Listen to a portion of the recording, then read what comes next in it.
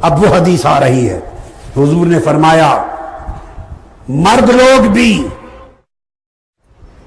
ریشمی لباس اور عورتوں جیسے کپڑے پہننے لگ جائیں گے، تجارت اور مال میں کثرت ہو جائے گی، مگر لوگ برکت میں شکوہ کریں گے، پوری نہیں پڑے گی۔ لوگوں کی عزت مال دیکھ کر کی جائے گی، عزت علم پر نہیں ہوگی، تقوی پہ نہیں ہوگی، سیرت و کردار پہ نہیں ہوگی، مال پر، دولت کی چھنکار پر عزت ہوگی۔ کثرت الفاحشہ، اور بے حیائی اور فحش کاری بڑھ جائے گی۔ اور بے حیائی کس طرح بڑھ جائے گی؟ لباس میں بے حیائی آ جائے گی۔ آج آپ کی عورتوں، بیویوں، بچیوں کے لباس وہی ہیں جو 8-10 سال پہلے تھے؟ بولیے۔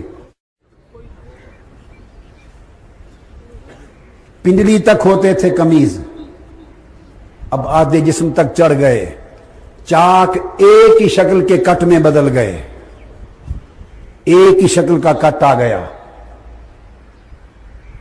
تاکہ نیفے بھی نظر آئیں شلوار کے، اور اوپر آدھا پیٹ بھی نظر آئے۔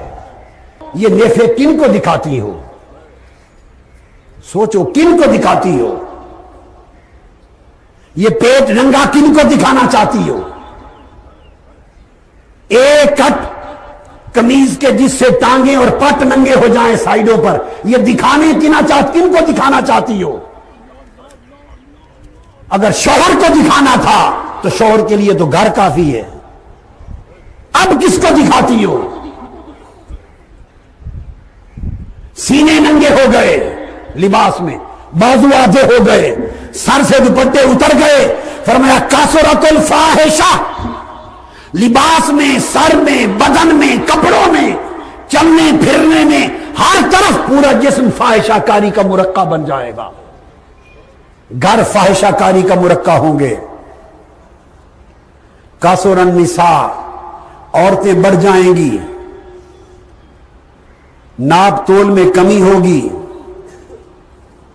بڑوں کی عزت نہیں کی جائے گی، چھوٹوں پر رحم نہیں کیا جائے گا، اور لوگوں کو پتہ بھی نہیں ہوگا ان کی کثرت کے ساتھ اولاد زنا کی ہوگی۔ لوگ سمجھیں گے ہمارے بیٹے بیٹیاں ہیں، مگر وہ پرایوں کے ہوں گے۔ اولاد کثرت کے ساتھ بدکاری کی ہوگی، بدکاری اتنی زیادہ ہوگی، عورتیں یوں چلے گی باہر لباس پہن کر کہ آقا نے فرمایا کہ راستہ جاتے ہی لوگوں کی نگاہ پڑے گی اور بھیڑیوں کی طرح جھپٹ لی جائیں گی، راستوں میں جھپٹ لی جائیں گی، اور لوگ ان سے کہیں گے بھائی ادھر راستے میں کیوں پڑ گئے، ذرا ایک طرف لے جاتے۔ دل بھیڑیوں کے ہو جائیں گے۔ اور پھر آقا علیہ السلام نے فرمایا رحم خونی رشتے کٹ جائیں گے،